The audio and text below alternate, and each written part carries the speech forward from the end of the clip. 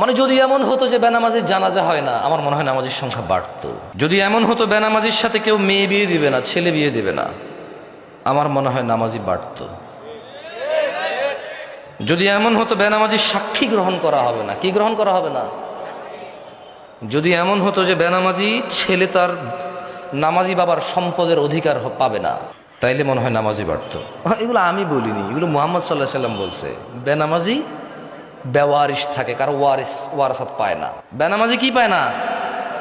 নামাজির ওয়ারাসাত পায় না, পৈতৃক সম্পত্তি পায় না। যে ছেলে নামাজ পড়ে না তার বাপের সে পৈতৃক সম্পত্তি পায় না, ইসলামে সে পায় না। সে মারা গেলে তার জানাজার নামাজ হয় না।